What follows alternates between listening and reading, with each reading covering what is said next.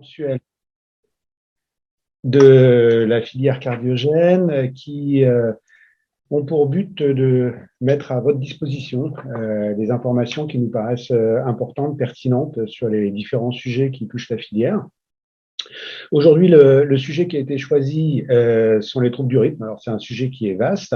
On l'abordera de trois manières différentes. D'une part, on aura la chance d'avoir un grand spécialiste des troubles du rythme, Philippe Maury, de Toulouse, qui est professeur de cardiologie, spécialisé en rythmologie, et qui va faire l'effort de mettre à la portée de tout le monde les explications les plus complexes concernant les troubles du rythme. On aura ensuite les témoignages de patients qui seront faits par Françoise Pélissier, qui est responsable de l'AMRIC et qui évidemment connaît très bien ces problèmes-là par tous les contacts qu'elle peut avoir avec vous et avec tous les autres patients qui peuvent avoir besoin d'avoir cette aide, puisqu'on sait que, et ce sera notre dernier sujet, le retentissement psychologique des troubles du rythme par les conséquences qu'ils peuvent avoir et sont aussi quelque chose d'extrêmement important. Et pourtant, on aura la chance d'avoir Marie-Hélène Marcadet, qui est psychologue à Bichat, qui est spécialisée dans la psychologie de ces troubles du rythme et qui pourra venir nous donner, disons, ses connaissances de psychologue par rapport à toutes ces problématiques-là. Donc, bienvenue à tous. Si les rendez-vous donc sont enregistrés, elles seront disponibles en podcast et en replay par la suite. On vous demandera à tous de bien avoir la gentillesse de garder vos micros fermés pendant tout le temps des sessions pour que ça reste fluide. On aura donc ces trois présentations qui vont durer chacune à peu près 7 minutes. On sera extrêmement strict auprès des orateurs pour qu'on respecte les timings. Vous aurez la possibilité, on prendra une ou deux questions à la fin de chaque présentation et donc on vous demandera de bien poser vos questions en ligne, donc n'hésitez pas à les poser. Alors je précise tout de suite que ce n'est pas une consultation, donc on ne répondra pas aux questions personnelles, de traitement personnel. C'est vraiment fait pour que chacun puisse avoir les réponses aux questions qui peuvent se poser. Donc, posez bien vos questions en ligne. On se chargera avec Isabelle Dangeois qui va modérer cette session avec moi. Isabelle étant cardiologue, spécialiste également en rythmologie et particulièrement sur les pathologies rythmiques héréditaires à Bichat. Et donc, on se chargera avec Isabelle de relayer vos questions à nos différents orateurs. Donc, je ne vais pas être plus long et donc je vous souhaite à tous une excellente session. N'hésitez pas à poser vos questions sur le chat. On attrapera ça au fur et à mesure pour essayer de faire en sorte que ce soit le plus interactif possible. Et donc, je donne tout de suite la parole à Philippe Maury qui va nous parler des mécanismes et des traitements des troubles du rythme cardiaque. Merci beaucoup Philippe d'avoir accepté d'être avec nous aujourd'hui. Bonjour tout le monde, merci Vincent, merci Isabelle, merci à tout Cardiogène de m'avoir invité à ce symposium concernant donc les troubles du rythme cardiaque. Donc, je vais vous faire quelques minutes de topo sur les mécanismes et surtout les traitements, en essayant donc de parler d'un peu de tout ce qui est important à comprendre. Donc, est-ce que vous pouvez passer la diapositive suivante? Donc, au niveau des mécanismes. Alors, les mécanismes, très, très brièvement et de manière très synthétique, il y a deux sortes de mécanismes des troubles du rythme cardiaque. Le cœur peut s'accélérer en fonction d'anomalies électriques qui sont liées à des anomalies cellulaires, des cardiomyocytes qui composent le cœur. Et quand ils sont malades, quand il y a une maladie électrique du cœur, qu'on appelle une canalopathie, eh bien, on peut avoir une anomalie électrique de formation de l'influx cardiaque. Et c'est cette anomalie qui est à l'échelon du cœur entier et qui peut donner des arythmies, des accélérations pathologiques du rythme cardiaque. Et puis, quand on a une autre type de maladie cardiaque, quand on a ce qu'on appelle une cardiomyopathie, où on a une anomalie structurelle, le cœur est malade avec des zones cicatricielles, des zones qui ont souffert, qui ne sont plus normales, eh bien, on a de la fibrose, on a du tissu fibreux dans le cœur. Et ça favorise ce qu'on appelle des circuits comme des courts-circuits électriques qui vont favoriser des réentrées où l'influx électrique va tourner de manière incessante dans un circuit. Et ça va sous-tendre la plupart des tachycardies qui surviennent chez les patients qui ont des maladies cardiaques structurelles. Donc, deux choses différentes, les anomalies électriques pures sur cœur sain qui donnent des canalopathies, on va en reparler, et puis la fibrose dans les cardiomyopathies structurelles. Alors, comment on traite ces pathologies rythmiques? Il y a trois possibilités. La première possibilité, j'en ai pas parlé sur les diapositives, c'est d'utiliser des médicaments. Et c'est la chose la plus fréquente, ce qu'on fait le plus souvent, et notamment pour les gens qui ont des pathologies rythmiques héréditaires, des maladies purement, on va dire, moléculaires, où le cœur est normal, on utilise essentiellement les médicaments. Et l'exemple type, c'est les bêta-bloqueurs dans le syndrome du Cusillon, par exemple, mais il peut y avoir d'autres exemples. En dehors de ça, les médicaments sont utilisés parfois pour les patients qui ont des tachycardies et le plus souvent, c'est le traitement de première intention. Ils préviennent les récidives, mais ça ne marche pas toujours, malheureusement. La deuxième étape qu'on peut utiliser, c'est ce qu'on appelle l'ablation. L'ablation, c'est quoi? C'est qu'on va détruire une petite portion du myocarde qui est responsable du déclenchement ou du maintien de l'arythmie. Et le but, c'est d'obtenir une guérison rythmique parce que s'il n'y a plus cette portion du myocarde qui est responsable, eh bien, il n'y a plus de tachycardie. Donc, ça se fait essentiellement par voie percutanée, c'est-à-dire par les vaisseaux sanguins via un cathéter où on va détruire cette cible qu'on a recherchée au travers d'une exploration plus ou moins complète auparavant. Et puis, de manière plus exceptionnelle, on peut le faire par voie chirurgicale, mais ça devient très marginal. Donc, on utilise essentiellement, et vous entendez souvent parler de ces termes, c'est pour ça que je voulais en parler, de la radiofréquence ou de la cryoablation. La radiofréquence, c'est simplement un petit courant alternatif qu'on passe à l'extrémité du cathéter et qui chauffe très légèrement les cellules qui sont situées juste dessous le cathéter et qui permettent de détruire une toute petite portion du myocarde. Donc, c'est une énergie qui chauffe, en fait. C'est la radiofréquence, c'est un courant électrique qui chauffe. Et puis, à l'inverse, on utilise parfois une autre énergie qui s'appelle la cryoablation, où on utilise simplement maintenant un ballon ou une sonde qui permet de refroidir de manière très, très nette la température aux alentours immédiats de la sonde et qui permet de la même manière de détruire une cible. Sachez qu'il y a d'autres énergies qui sont en train d'arriver, qui vont probablement supplanter ces énergies, mais on n'en est encore pas là. Donc, on a des systèmes de repérage complexes maintenant, de cartographie tridimensionnelle qui nous permettent de retrouver ce dont je vous parlais, les voltages, les cicatrices, les zones anormales, et on sait que les anomalies sont situées dans ces zones anormales et non pas dans la zone saine. Et puis, on a des systèmes qui nous permettent de reproduire, de nous montrer en image le circuit de la tachycardie. Donc, on sait très exactement où on va quand on va brûler avec l'ablation. Et pour terminer, très rapidement, les maladies électriques sur cœur sain, parce que c'est une bonne partie de choses bien sûr, qui vous concernent. Depuis une trentaine d'années, on a décrit des maladies purement électriques du cœur, qu'on appelle les canalopathies, qui vont être responsables d'accidents rythmiques graves. Là, c'est la liste. Il y a le QT long, il y a le Brugada, les TV catécholinergiques, le QT court.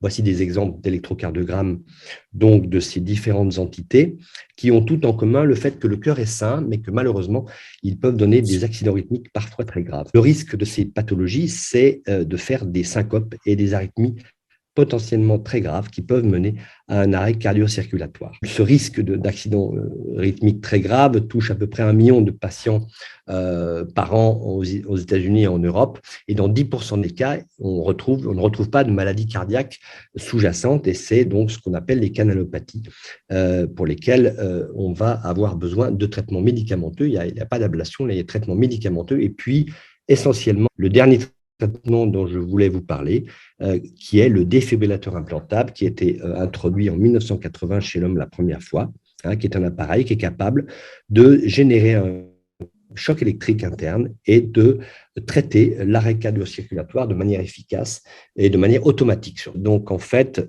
très brièvement, comment ça marche? Eh bien, il y a un boîtier qui est situé en général sous la clavicule, qui est relié au cœur par des sondes. Donc, il y a des sondes qui vont dans l'oreillette, des sondes qui vont dans le ventricule, et le plus souvent dans l'oreillette et le ventricule, parfois uniquement dans le ventricule.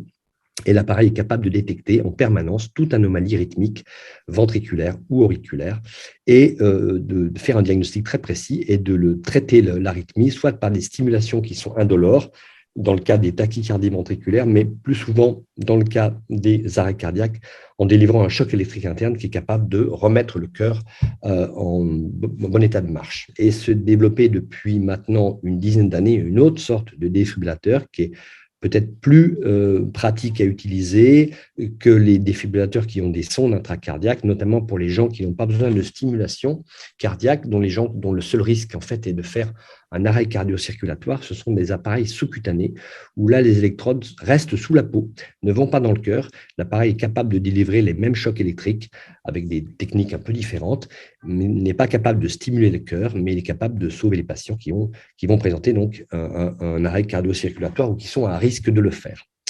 Voilà, je pense que c'est la dernière diapositive de ma présentation, et non, la dernière, c'est celle-là, excusez-moi, en sachant que tous ces systèmes maintenant sont capables d'être surveillés à distance par ce qu'on appelle la télécardiologie. Donc, on a des centrales dans chaque centre qui sont capables de suivre à distance les événements rythmiques que les patients ont et qui pourraient être parfois asymptomatiques et nous permettent de prévenir les choses, de réagir un peu avant que le patient lui-même vienne à la consultation. Voilà ce que je voulais vous dire sur les mécanismes et traitements. J'espère que je n'ai pas été trop long. Non, c'est parfait, parfaitement dans les temps. Merci beaucoup, Philippe. Je vais peut-être poser tout de suite une ou deux petites questions pour légèrement introduire le débat. Tu nous as parlé de différentes techniques, mais est-ce que tu peux nous dire en quelques mots à qui elles s'adressent? Tu parles des techniques d'ablation. Techniques d'ablation et défibrillateurs. Alors, les techniques d'ablation vont s'adresser aux patients, dans l'immense majorité des cas, qui font ce qu'on appelle des tachycardies, qui sont des accélérations anormales de la fréquence cardiaque en relation avec une anomalie rythmique. Ce n'est pas un rythme normal qui s'accélère, c'est une anomalie rythmique, c'est un circuit de réentrée, comme je vous l'ai expliqué, qui peut se situer dans l'oreillette, dans le ventricule ou entre l'oreillette et le ventricule. Et on a les moyens assez précis maintenant de localiser ces zones anormales, ces circuits, et on a la possibilité donc de les brûler via la radiofréquence ou la cryoablation, et donc de débarrasser ces patients de ces tachycardies. Donc, ces techniques s'utilisent de manière majoritaire chez les patients qui ont des tachycardies et qui n'ont pas forcément des arrêts cardio-circulatoires.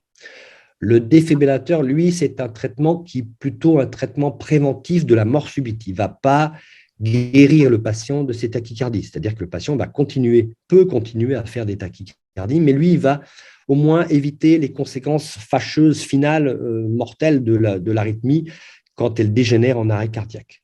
Voilà, les deux grosses différences. La radiofréquence, je pense que c'est ça que tu voulais peut-être entendre, Vincent, c'est que la radiofréquence est destinée à guérir, si elle le peut, un patient de ses arythmies, alors que le défibrillateur va, lui, plutôt prévenir les conséquences mortelles de ces arythmies. Voilà. Merci. Sachant que pour la majorité de nos patients, c'est quand même des traitements médicamenteux qui correspondent à leurs problèmes rythmiques, et que ça, ce sont des solutions terminales extrêmes, en particulier pour l'ablation et le défibrillateur pour les patients à très haut risque. Tout à fait, oui, tout à fait. Je n'ai pas mis de diapositive là-dessus, mais effectivement, Isabelle, la majorité des patients sont d'abord traités par les antiarythmiques. Il faut quand même reconnaître que la majorité des antiarythmiques marchent bien. On va peut-être prendre tout de suite une question qui a été posée en ligne. Deux petites questions, on va faire avec des réponses rapides. On reviendra sur vos questions, on ne les oublie pas tout à l'heure. Hein. Mais il y a une question là qui est effectivement, pourquoi n'implante-t-on pas systématiquement un défibrillateur à tous les patients qui ont une cardiopathie ou un risque? C'est vrai que c'est une vraie question. C'est une très bonne question. Alors, pourquoi on ne le ferait pas? Alors, l'argument, ce serait de dire, effectivement, on pourrait imaginer sauver tout le monde. C'est-à-dire qu'en fait, si on implantait un défibrillateur à tout le monde, on peut imaginer que personne ne mourrait de mort subite. Ce qui n'est pas tout à fait vrai, parce qu'il y a quand même des patients qui ont des cardiopathies très évoluées qui, malgré le défibrillateur, finissent par faire quand même des accidents graves. Et puis surtout, l'appareil n'est pas totalement anodin. C'est-à-dire qu'il y a un certain nombre de complications qui sont à la fois médicales, qui sont sociales, qui peuvent être professionnelles, qui peuvent être psychologiques, à l'implantation de ces appareils, qui fait qu'il faut les réserver aux patients dont le besoin va être supérieur au risque engendré par la mise en place de l'appareil. Voilà.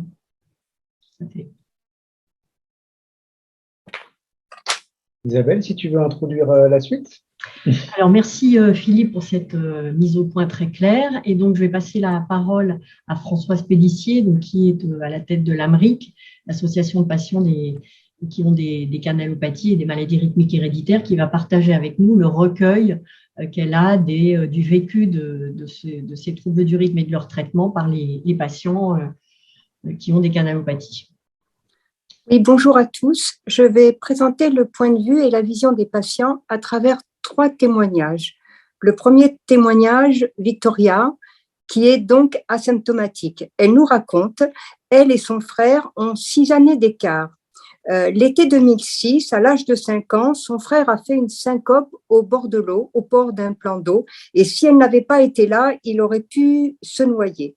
Très vite, on a évoqué un QT long.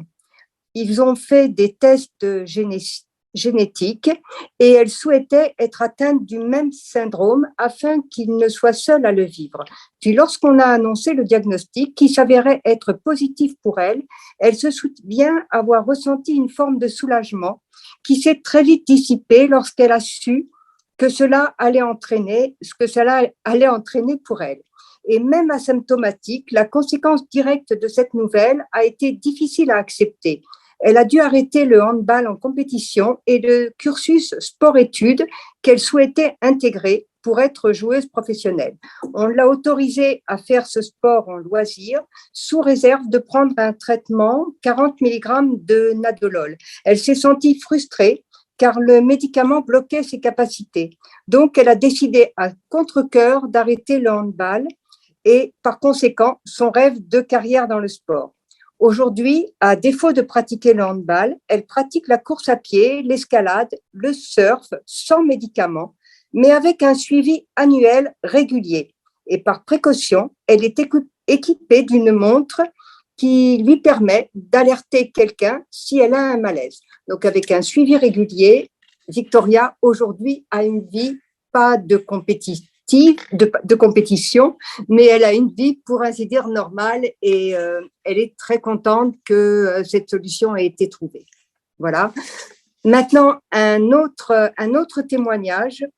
Il s'agit donc de la maman de Sam qui nous raconte le parcours de son fils. Il a été diagnostiqué en 2014 d'une TVC après plusieurs malaises et une errance de diagnostic. Les premiers malaises ont commencé à l'âge de 5 ans et il a été suivi et traité pour épilepsie. Et soudainement, la neuropédiatre a stoppé le traitement et a conseillé de lui soulever les jambes lorsqu'il faisait un malaise. Il n'existait plus aucun diagnostic et ça a généré beaucoup d'anxiété dans la famille. En 2014, il était en cours de récréation à l'école et il s'est écroulé devant la maîtresse. Le SAMU a été appelé, l'a conduit aux urgences. Et là, un interne a évoqué un problème cardiaque et a orienté vers une cardiopédiatre qui a fait poser un holter. Et après le holter, un test d'effort a été réalisé. Le diagnostic de TVC a été posé, puis un traitement Corgard nadolol a été prescrit. Le test génétique a confirmé la mutation RYR2, mais dans la famille, personne n'est porteur de la mutation. Sam a une visite contrôle tous les 6 mois. Le traitement de nadolol ne cesse d'augmenter. Il prend 3 comprimés et demi de Corgard nadolol par jour. Et peut-être devra-t-on ajouter donc de la flécaïne dans son cas. Il va avoir 18 ans. Il mène une vie au ralenti. Les efforts sont difficiles. Le parcours scolaire est compliqué. Et pour toutes les activités, il faut l'avis du cardiologue. Il est très maigre, environ 37 kilos. Un défibrillateur le suit régulièrement. Toute la famille est formée aux gestes de premier secours. La maman est inquiète pour le développement physique et intellectuel de son fils. Elle n'a aucune réponse à ces questions et ne sait pas s'il pourra avoir une reconnaissance MDPH. Voilà. Donc là, c'est le témoignage de Sam. J'en ai fini. Maintenant, c'est un petit garçon, Samuel, 5 ans, qui a fait une mort subite récupérée. Et c'est sa maman Charlotte qui nous a donc livré ce témoignage.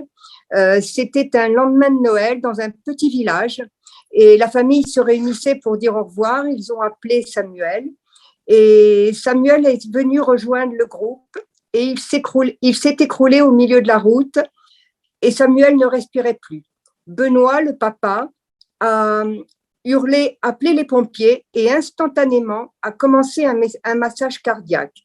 Benoît a massé sûr de lui. Il a insufflé de temps en temps et pendant ce temps, la maman a appelé le 15.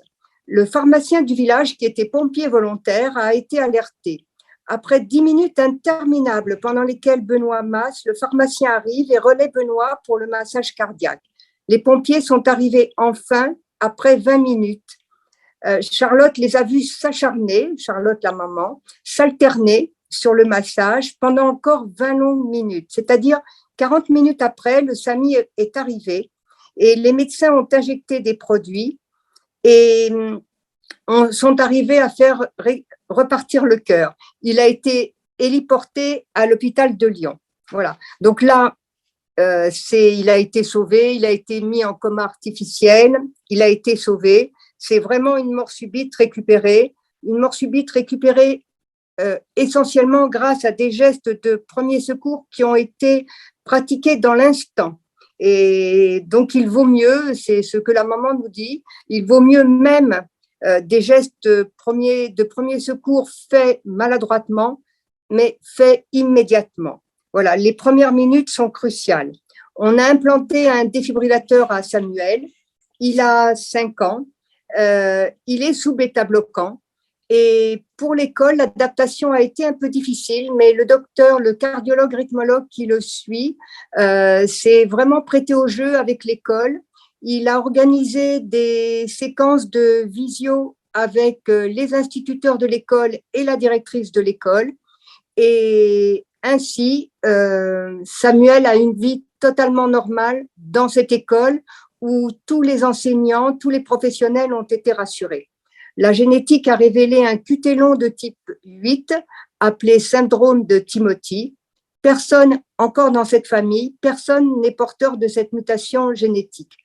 Aujourd'hui, la famille avance le mieux possible, comme on avance après une mort subite récupérée. Pour conclure, je voulais dire que voilà, ce qu'on voit le plus à l'association, c'est que l'anxiété est le symptôme le plus commun chez les patients face à un diagnostic de trouble du rythme. Chaque personne découvre ses propres outils pour aller de l'avant et profiter de la vie. La communication avec la famille, les amis et l'école est fondamentale pour savoir quoi faire en cas d'urgence.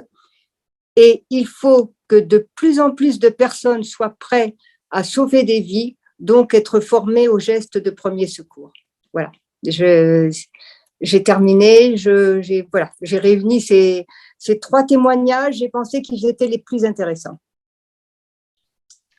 Merci Françoise pour cette belle présentation qui résume effectivement plusieurs aspects de la prise en charge et des problèmes que rencontrent nos patients, à savoir au moment du diagnostic, un traitement qui peut initialement être un peu lourd avec des effets secondaires et qu'il faut absolument arriver à adapter au fil du temps et prendre du temps quand on voit ces patients en consultation, savoir les réévaluer parce qu'effectivement, la situation au moment du diagnostic peut évoluer dans la vie et on peut changer des schémas thérapeutiques.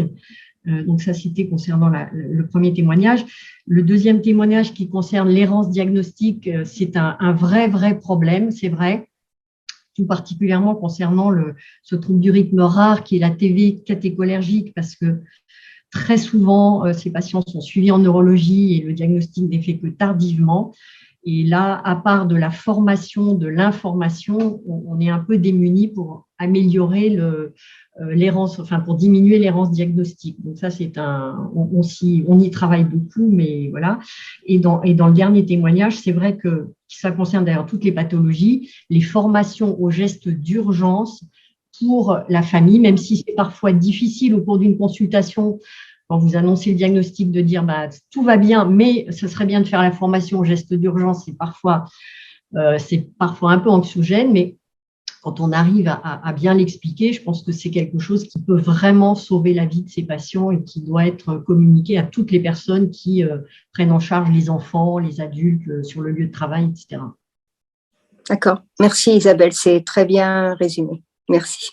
Donc, je ne sais pas qu'est-ce qu'on a comme question dans le chat par rapport à ça.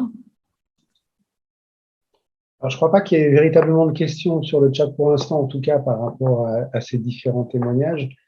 Alors, tout de suite une question, où peut-on apprendre les gestes? Bien sûr, tout à fait.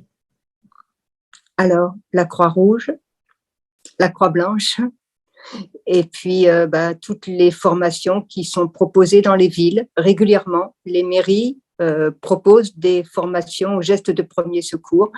Et ensuite, bien sûr, on peut aussi s'inscrire à un brevet de secourisme. Mais ça, c'est quelque chose de totalement distinct, mais on peut profiter.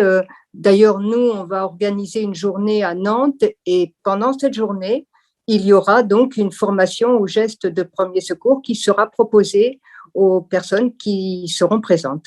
Voilà. Alors, c'est vrai, je vais rebondir un petit peu sur ce que disait Isabelle. C'est vrai que la grande majorité des patients qu'on voit pour ces pathologies-là, on les voit ce qu'on appelle en prévention primaire, hein, c'est-à-dire que le diagnostic a été fait sur l'électrocardiogramme, sur les différents examens, mais ils sont asymptomatiques, fort heureusement. Et au moment où il faut aborder cette question des gestes qui sauvent, on pense en particulier aux parents où on a fait le diagnostic chez un enfant, c'est toujours un moment qui est délicat parce que c'est le moment où on va toucher du doigt finalement la réalité de ces pathologies qui est le risque d'arrêt cardiaque et de mort subite. Et que c'est souvent, effectivement, je pense qu'Isabelle sera d'accord avec moi, un moment qui est pas simple sur le plan psychologique parce que à la fois on veut pas affoler les gens, le but étant pas, sachant que quand même, heureusement, dans la grande majorité des cas, les traitements dont on dispose, qui sont des traitements simples, sont très efficaces, avec un risque d'arrêt cardiaque qui devient extrêmement faible quand le traitement est correctement pris, enfin en tout cas quand la prise en charge est correcte.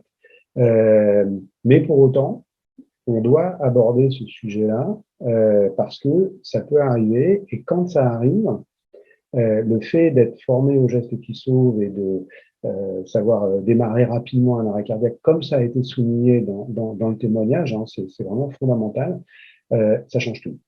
Et c'est les toutes premières minutes qui comptent. Et ces toutes premières minutes, c'est souvent les proches, les très proches, qui peuvent effectivement débuter les premiers gestes. Si c'est pas démarré tout de suite, ce sera beaucoup plus compliqué par la suite et les résultats seront beaucoup moins. Donc, c'est vrai que c'est toute la difficulté de ces pathologies-là où on est obligé d'aborder la situation la plus mauvaise, même si elle a souvent peu de chances de survenir, parce que si elle survient, il faut réagir vite. Je pense que ça nous amène. Il y a une question dans le chat sur est-ce qu'il faut avoir un défibrillateur à la maison? Je pense que c'est plus important d'être formé aux mesures de secours que d'avoir un défibrillateur à la maison parce que l'accident cardiaque peut ne pas survenir forcément à la maison. En plus, dans la panique, on ne va pas forcément bien s'en servir. Et la priorité, ça serait plutôt pour moi la formation aux gestes de secours, de réanimation. Pour Sam, pardon. Non, je voulais juste préciser qu'il y a des études qui avaient été faites là-dessus il y a maintenant pas mal d'années pour évaluer l'intérêt du défibrillateur à la maison et qui avaient montré assez clairement que ça ne marchait pas. Puisqu'en fait, alors ça ne veut pas dire qu'il faut jamais un défibrillateur. Il y a des situations particulières, mais d'une manière générale, parce qu'on a souvent cette question-là, en fait, ça marche pas parce que c'est pas simple quand on est les parents, quand on faut d'abord faire le diagnostic et ensuite être capable d'aller chercher le défibrillateur, l'utiliser et dans la pratique, dans la vraie vie, j'ai envie de dire, souvent les résultats sont pas très bons. Oui, puis un jeune adolescent comme Sam qui a 18 ans, ses parents ont un défibrillateur à la maison, mais lorsqu'il sort, il ne peut pas partir avec le défibrillateur dans son sac. Enfin, c'est pas possible. Il faudrait qu'il l'ait affiché sur son front. J'ai un défibrillateur. Donc, je sais pas. Je crois que c'est beaucoup source d'anxiété. Oui, L'anxiété, c'est un vrai sujet. voilà. Oui, Ça c'est nous un vrai amène sujet. directement au Donc, dernier sujet. Alors, nous allons laisser évidemment, la pas parole. uniquement, mais c'est vrai que parler de ces pathologies-là, évoquer les situations extrêmes dont on vient de parler, forcément, c'est un retentissement psychologique auquel nous tous médecins, on essaye d'être attentifs, mais parfois on a nos limites, ou souvent on a nos limites de ce point de vue-là. Et donc là, on a la chance d'avoir Marie-Hélène Marcadet qui va pouvoir nous donner son expérience de psychologue et peut-être quelques trucs pour mieux vivre avec ces pathologies. Marie-Hélène.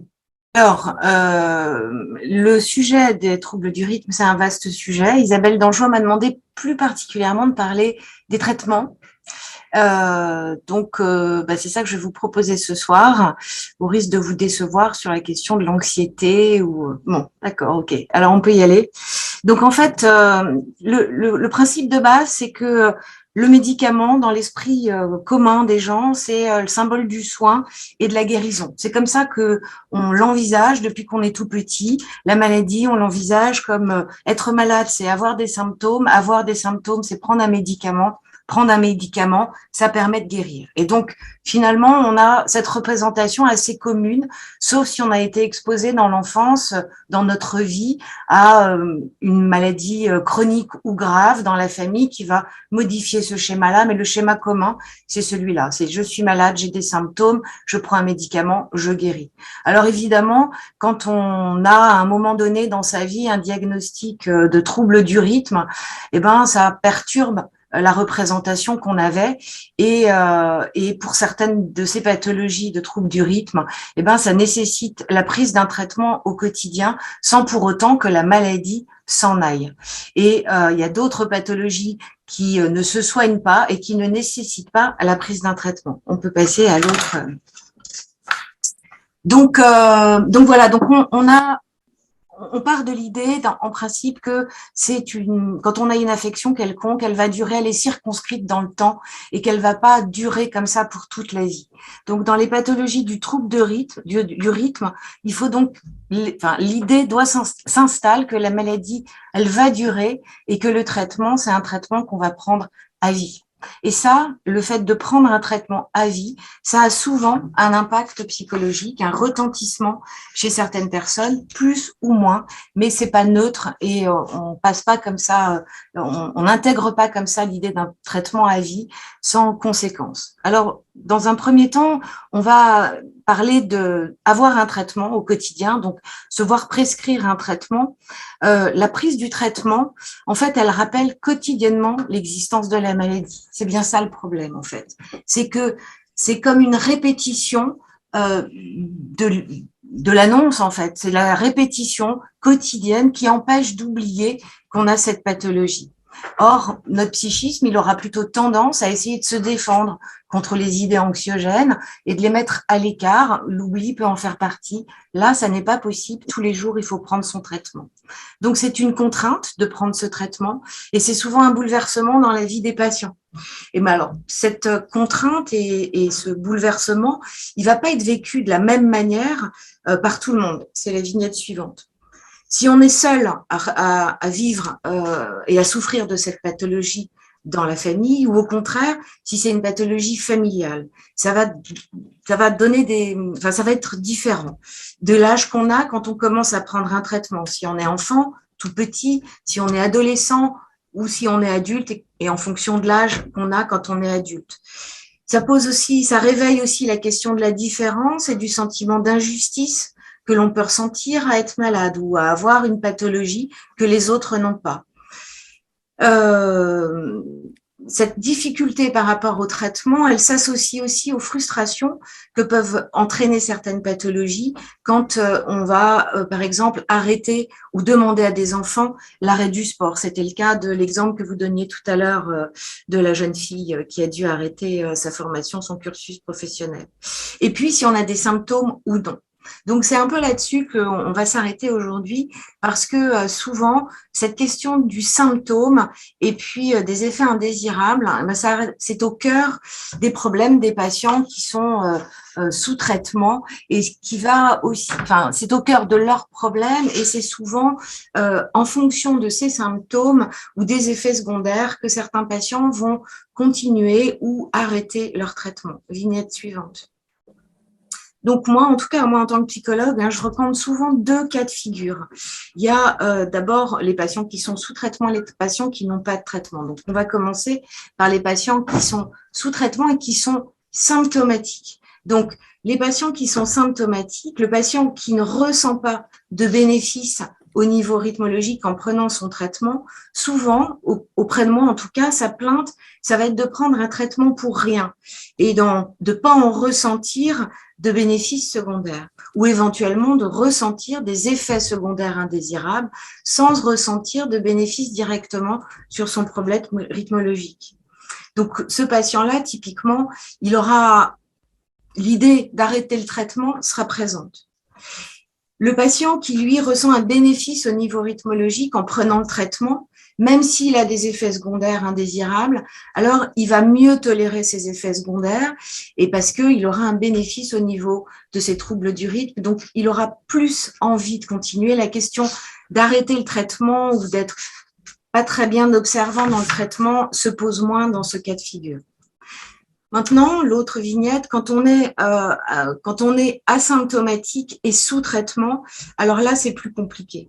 En fait, être atteint d'une pathologie sans se sentir malade, c'est assez paradoxal, puisqu'on a toujours donc intégré l'idée que quand on est malade, on ressent des choses. Donc, ne rien ressentir et savoir qu'on a cette pathologie sans se sentir malade, ça complique aussi l'observance et l'adhésion à un traitement. Donc, ça ne correspond pas au schéma, c'est ce que je vous expliquais. Donc, il faut, à ce moment-là, le patient va devoir travailler sur cette notion de maladie. C'est quoi être malade, en fait, et de comprendre l'intérêt du traitement. Et ça, c'est le métier c'est votre métier, les médecins, de faire comprendre l'intérêt de la prise d'un traitement par un patient qui ne ressent pas de symptômes. Alors souvent, les patients qui ne ressentent pas de bénéfice à prendre un traitement dans ce cas de figure, puisqu'ils n'ont aucun symptôme, souvent ils me disent que ils se sentent bien, qu'ils voient pas trop pourquoi ils continueraient à prendre ce traitement en fait, puisqu'ils n'en ressentent pas une efficacité directe. Les rendez-vous réguliers avec les médecins leur permet quand même de rester dans l'idée que ce traitement a un bénéfice pour eux, même s'ils le ressentent pas. Mais l'idée d'arrêter le traitement, elle est assez souvent présente aussi pour ces patients-là. Et d'autres patients ressentent des effets secondaires et pas de bénéfices puisqu'ils n'ont pas de symptômes. Et eux, souvent, se plaignent et disent qu'en fait, avant le traitement, ils se sentaient bien. Et que depuis qu'ils ont un traitement, ils se sentent malades ou pas bien ou fatigués. Et donc là, ça c'est difficile et c'est souvent une des raisons qui font que les patients arrêtent le traitement. Autre vignette. Donc le traitement, il est souvent, parfois, mais souvent difficile à accepter.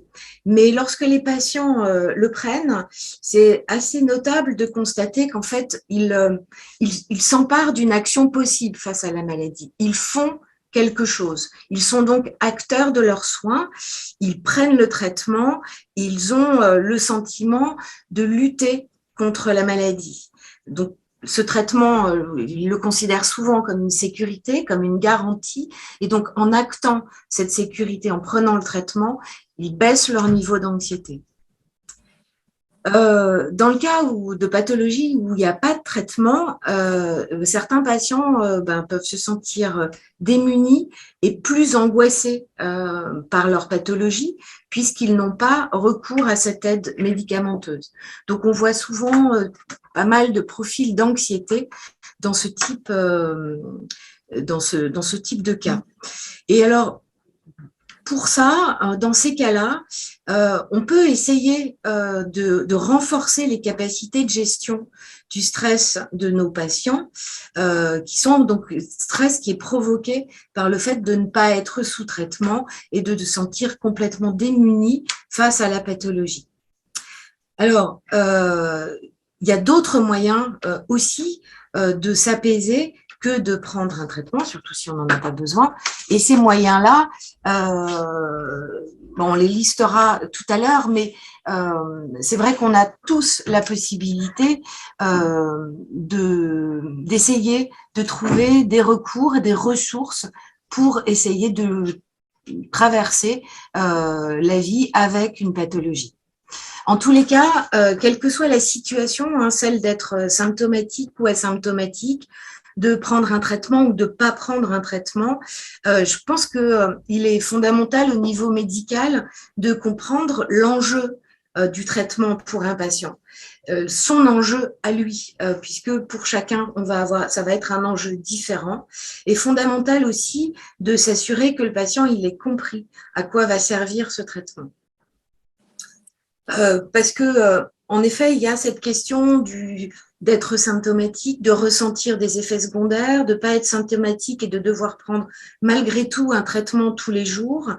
Mais la maladie, le traitement, ne pas le prendre, c'est pour certains, parfois, dans certains moments de vie, une manière de se révolter, de crier son sentiment d'injustice, de vouloir oublier qu'on est malade et de refuser cette réalité.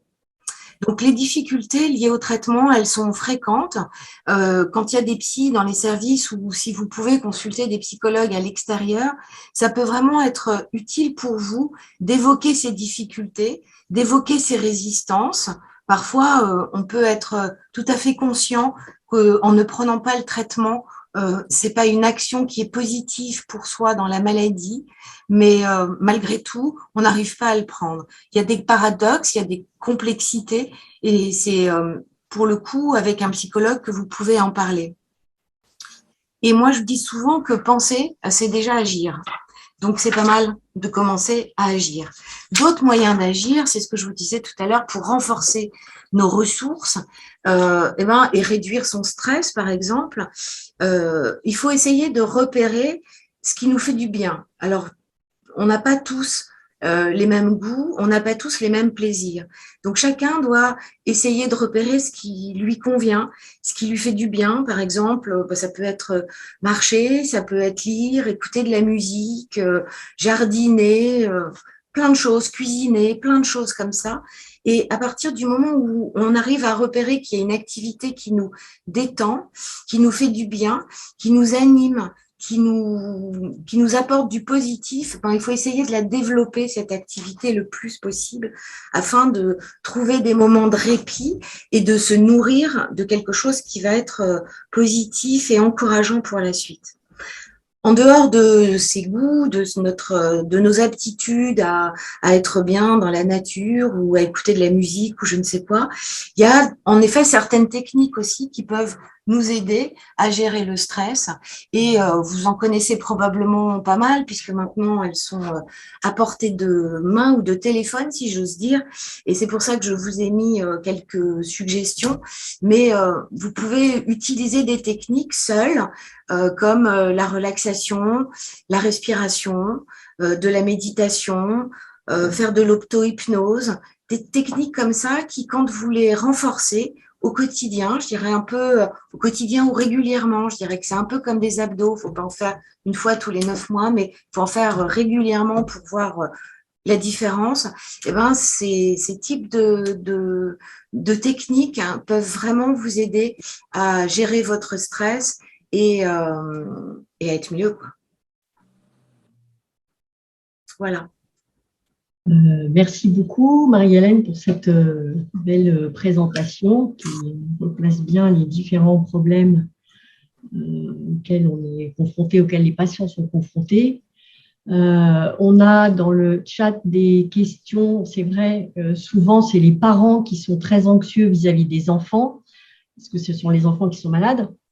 Donc, tu n'as pas spécialement parlé des enfants, mais il faut prendre le temps aussi d'écouter les enfants, de les rassurer. Et un enfant qui est rassuré lui-même ça compte énormément dans la prise en charge et les parents, voilà, il faut focaliser bien sûr sur les parents, mais aussi penser à être à l'écoute de l'enfant, à le rassurer. Et très souvent, les enfants, ils sont assez vite acteurs justement de leur prise en charge. Et donc, ça détend tout le monde et ça va beaucoup mieux également. Oui. Penser également à la prise en charge de l'anxiété des enfants dans ce qu'on a présenté. Je sais pas qui. Est-ce que tu veux poser des questions, Vincent? Alors, oui, on va essayer d'épurer la liste de questions. Elle est assez longue. Alors, une première pour toi, Isabelle. Sur la liste des médicaments proscrits, alors en particulier pour le syndrome du Cutélan, il y a une remarque sur le fait que la liste sur CredibleMed n'est pas très pratique en cas d'urgence. Donc, tout de suite, une question pour toi. Que fait la filière? La filière travaille activement. Alors d'abord, cette liste de CredibleMed, il existe une application qu'on peut télécharger, qui est gratuite et que j'encourage, moi, tous les patients, les médecins qui s'occupent de nos patients à avoir. Moi-même, je l'ai sur mon téléphone. Et donc, c'est une application. Donc, on clique dessus, on a tout de suite, elle existe en toutes les langues, ce qui fait que quand on voyage, on peut également avoir la possibilité de consulter cette liste quand on voyage. Donc ça, c'est une façon de l'avoir assez rapidement. Et deuxièmement, nous allons publier, donner des cartes d'urgence en fonction des différentes pathologies. Et sur ces cartes d'urgence, il y aura un QR code qui ira directement sur le type de pathologie dont sont porteurs les patients, avec un lien justement pour les patients qui ont des listes de médicaments contre-indiqués, que ce soit dans le Brugada ou dans le Cutélan, on aura directement accès à cette liste via la carte d'urgence. Mais l'application, je trouve que c'est un bon moyen, plutôt que d'avoir la feuille papier qu'on réactualise pas forcément, qu'on perd, etc. Et on peut aussi suggérer aux médecins qu'on consulte de télécharger cette application, parce que, pourquoi pas, elle peut de toute façon. Donc, moi, je sais qu'à chaque fois, maintenant, je la propose et je dis qu'elle existe. Absolument. Donc, l'application, elle est téléchargée par les familles, mais également par tous les médecins qui s'occupent de la personne qui est concernée. Tout à fait. Une autre question peut-être pour toi, Isabelle, et après on passera à Philippe, prépare-toi. Sur les horaires de prise de traitement, il y a Lola qui nous dit que le traitement le matin, c'est bien gentil, mais quand elle a fait la fête la veille et qu'elle s'est couchée un peu tard, elle ne se réveille pas forcément avec les yeux en face des trous et que le médicament, il passe à l'as. On est forcément obligé de le prendre le matin, le traitement? Ça dépend des pathologies et ça dépend des formes, mais par exemple, pour les Cutélan pour lesquels il y a des troubles du rythme plutôt à l'activité, on va plutôt recommander, ou par exemple les TB catécholergiques, de prendre le matin. Après, les horaires un peu stricts, c'est surtout vrai chez les tout petits parce qu'ils ont un métabolisme qui fait que la durée de vie du médicament est un peu plus courte. Après, quand c'est sur des adolescents, des adultes jeunes, souvent on donne des médicaments qui ont des durées de vie un petit peu plus longues. Et donc, si on décale de quelques heures, ce n'est pas dramatique non plus. L'important, c'est qu'ils le prennent. Voilà. Donc, s'ils font la fête le soir et qu'ils prennent le Corgarde à 10 heures du matin, ce n'est pas très grave du moment qu'ils le prennent.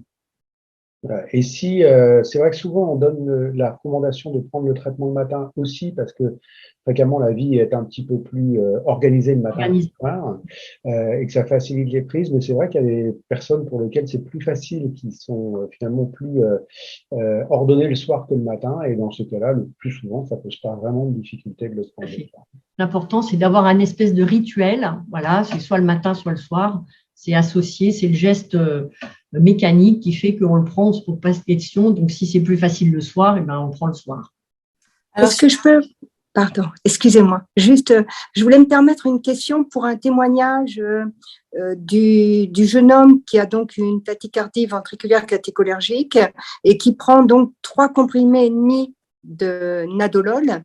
Et donc, la maman se pose la question, est-ce que sa maigreur est due à une prise aussi importante? Et je sais que c'est une question qui peut paraître personnelle, mais c'est une question, de l'incidence du traitement sur le développement d'un enfant. Alors, les bêta-bloquants, classiquement, sont plutôt associés à une à une prise de poids, on va dire, que statistique, quand on regarde les publications, le traitement bêta-bloquant a plutôt tendance à favoriser un petit peu la prise de poids et le fait d'avoir un traitement bêta-bloquant à forte dose n'a classiquement pas d'incidence sur le fait que les enfants soient plus maigres ou se développent moins quand ils sont adultes. Après, voilà, quand ils sont fœtus ou bébés, c'est différent. Oui. En tant qu'adulte, normalement, ça n'a pas d'impact, voire même, ça favorise plutôt, ça peut favoriser une petite prise de poids qui est associée aussi peut-être à une diminution de l'activité physique qui va conjointement avec ces pathologies. D'accord. Philippe, une question qu'on a souvent en consultation par les patients qui ont un défibrillateur. Qu'est-ce qu'il faut faire en cas d'arrêt cardiaque avec un défibrillateur? Est-ce qu'on peut faire un massage cardiaque? Est-ce qu'on peut utiliser un défibrillateur externe? Est-ce qu'il faut juste laisser faire le défibrillateur et ne rien faire? Alors, déjà, c'est une situation qui est quand même pas très fréquente, puisque par définition, l'appareil, logiquement, doit rentrer en fonction. Donc, arrêt cardiaque, ça voudrait dire que la situation se pérennise et que les témoins assistent à un arrêt cardio-circulatoire qui persiste chez un patient qui a un DEF. C'est un peu ça la question. Alors, il faut rassurer tout le monde, on peut masser, on peut faire un massage cardiaque chez un patient qui a un défibrillateur. Si jamais, en faisant ce massage cardiaque, l'appareil délivre de l'énergie pour défibriller le patient, la personne qui masse ne prendra pas de risque d'être électrocutée. Ça, c'est une vieille légende. Il n'y a pas de risque. Le courant qui va arriver à la peau sera vraiment extrêmement réduit. Donc, il ne faut pas avoir peur de masser, surtout pas. Il faut traiter un patient qui est en arrêt cardiaque, qui a un appareil, comme un autre patient. Donc, il faut le masser, il faut le ventiler, faire le bouche à bouche, il faut faire tout ce qu'on doit faire, puisque visiblement, s'il est en arrêt cardiaque, c'est que l'appareil soit ne marche pas, soit met un peu de temps à marcher. Voilà, c'est un peu ma réponse.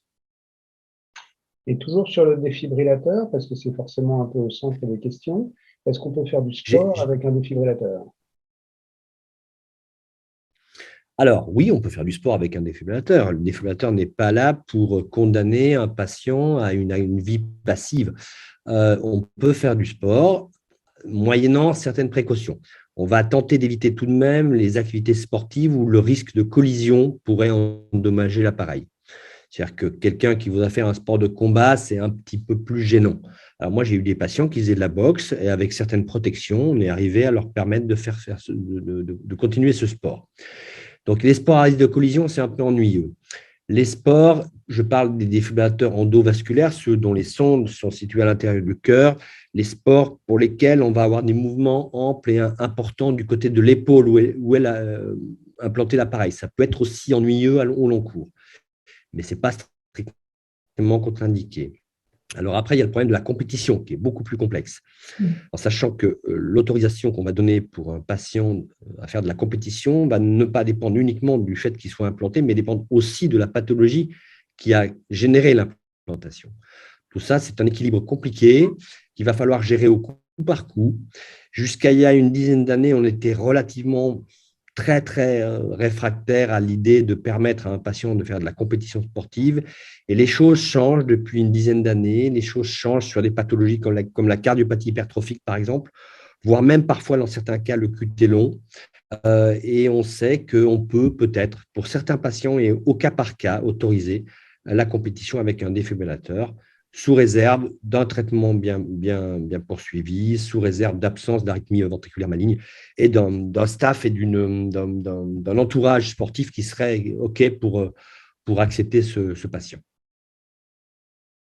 Il y avait une autre question sur le traitement médical dans le syndrome de Brugada, les médicaments dans ce syndrome. Alors, les médicaments dans le syndrome de Brugada, il y en a surtout un seul, c'est l'hydroquinidine, le Sérécor, qui a été proposé il y a une vingtaine d'années par des équipes en Israël et qui t'a intéressé beaucoup, Vincent, à une époque, et qui a l'avantage, effectivement, le mérite, chez certains patients, mais chez certains patients seulement, de normaliser l'aspect ECG du Brugada par un mécanisme un peu complexe au niveau moléculaire, qui fait qu'en fait, il rétablit le déséquilibre ionique, le déséquilibre de voltage qu'il y a dans les différentes couches du myocarde. et qu'il semblerait que si on est dans ce cas de figure, eh bien qu'à long terme, le risque de faire une arythmie ventriculaire maligne serait très faible. Ça, c'est des travaux qui ne sont pas des travaux comparatifs qui ont dit ça, c'est des travaux descriptifs, des travaux rétrospectifs qui ont été faits par quelques équipes. Je crois que la seule étude randomisée comparative, c'est celle que tu as menée, mais qui a montré surtout que c'est très compliqué parce que malheureusement, ce traitement, même s'il est efficace dans certains cas, il est très mal toléré. Enfin, il est mal toléré par un certain nombre de patients pour des raisons qui ne sont pas des raisons très graves, des raisons digestives, des patients qui ne peuvent pas le prendre parce qu'ils ont des diarrhées ou parce qu'ils ont des vomissements et qui durent malgré le fait qu'ils continuent à tenter de prendre le traitement. Donc, c'est un traitement qui n'est pas très confortable pour, je dirais, 20, 25, 30% des patients, ce qui est quand même beaucoup. Mais si on exclut ces patients, pour les quelques patients, pour les autres patients, pour lesquels il est bien toléré, et s'il normalise l'aspect ECG de Brugada, je dirais que dans ces cas-là, je pense que c'est bien de le poursuivre parce qu'on pense quand même que ces patients vont bénéficier quand même de ce traitement, même si, à mon sens, en 2022, on ne peut pas dire encore qu'il pourrait remplacer le défibrillateur chez ces patients. Je ne sais pas si tu es d'accord, Vincent. Tout à fait d'accord avec ce que tu viens de dire. Peut-être pour essayer de continuer sur les autres questions, il y en a une pour Isabelle et une pour toi, Philippe, si vous en êtes d'accord. Pour toi, Isabelle, on a souvent cette question-là aussi en consultation parce qu'on commence le traitement bêta-bloquant tôt, dans les TD catécholergiques, dans le syndrome du Cutéron. Et on dit aux patients qu'ils vont devoir prendre ce traitement toute leur vie, souvent. Est-ce que c'est dangereux de prendre un bêta-bloquant toute sa vie? Donc, a priori, non, c'est pas dangereux. On commence à avoir beaucoup de recul puisque les premières séries de QT long, on a maintenant des séries avec 20 ans, 30 ans de recul. Et il n'y a pas ce qu'on appelle de toxicité d'organes, c'est-à-dire qu'il y a des médicaments, voilà, pour en parler, par exemple la cordarone, où on peut avoir des effets secondaires au niveau de la thyroïde, au niveau des poumons, au niveau des yeux, etc. Avec les bêta-bloquants, on n'a pas d'atteinte d'organes et la seule chose, c'est que effectivement, au début du traitement, souvent on est un peu fatigué, on a des effets secondaires. Et ce qu'il faut dire aux patients, c'est que d'abord, toute la vie, en 2022, on ne sait pas, peut-être que dans 10 ans, dans 20 ans, on aura des avancées thérapeutiques qui font qu'on pourra s'en passer. Et d'autre part, que ces fameux effets secondaires, on les a surtout au début. Et après, une fois qu'on s'adapte, en fait, on en ressent moins les effets secondaires. Et donc, il n'y a pas d'aggravation, il n'y a pas de toxicité, il n'y a aucun suivi, même on ne fait pas de dosage, on suit juste sur une réponse clinique. Et donc, un traitement au long cours n'a pas d'effet majeur délétère sur les personnes. Et le Sérécor? Alors, le Sérécor, c'est un peu différent. Le Sérécor, il y a effectivement des effets secondaires, comme Philippe a évoqué. Il y a des effets secondaires. Donc, mais à long terme, il n'y a pas de toxicité non plus particulière. Tous les médicaments dont on se sert en rythmologie, il n'y a pas de toxicité, à part la myodarone, qui peut donner des effets secondaires pour lesquels on a un petit peu de mal ensuite à revenir en arrière. Mais voilà, il n'y a pas de… Ça ne donne pas de complications majeures dues spécifiquement au traitement. Et peut-être la dernière question pour Philippe, parce que c'est souvent une question qu'on a également, sur le risque à long terme des défibrillateurs et des pacemakers, même si on les utilise peut-être moins dans ce contexte-là, quand on est amené à les implanter chez les sujets jeunes. Et la durée de vie des défibrillateurs. Alors, oui, c'est un réel problème parce que l'appareil, par définition, a une durée de vie qui va être limitée dans le temps, du fait de la batterie qui va s'épuiser. Donc, on va être amené à le remplacer tous les 6, 8, 10, 12 ans. Ça dépend des appareils, ça dépend de la manière dont le patient va s'en servir. Si bien que si on implante un patient jeune à l'âge de 15 ans, par exemple, on peut imaginer qu'à l'âge de 60 ans, il aura eu 5 ou 6 remplacements. Et on sait qu'à chaque remplacement, on va faire courir le risque au patient d'un risque septique. C'est-à-dire que malgré toutes les précautions qu'on va mettre pour remplacer le boîtier, les précautions d'asepsie chirurgicale, eh bien, il y a quand même un petit risque d'infection qui va en fait s'additionner tout au cours de la vie par la multiplication des gestes de remplacement. Les sondes elles-mêmes sont des appareils techniques qui cassent, qui n'ont pas une durée de vie infinie, donc qui vont durer 10, 15, 20 ans, et puis notamment chez les sujets jeunes qui peuvent même casser plus vite. Donc, on va être amené à parfois les remplacer. Et tout ça va rendre les choses de plus en plus compliquées. Il y a parfois des patients qui ont des sondes qui occluent totalement les veines qui arrivent au cœur et pour lesquelles il faut faire des extractions. Donc, effectivement,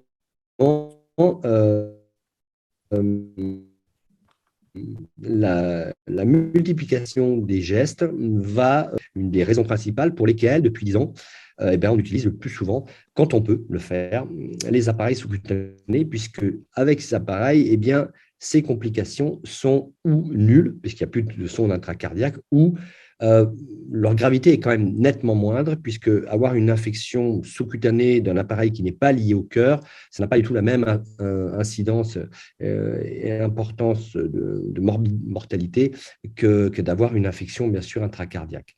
Donc, voilà, oui, le défibrillateur n'est pas anodin et la multiplication des implantations peut donner des problèmes dans la vie, oui.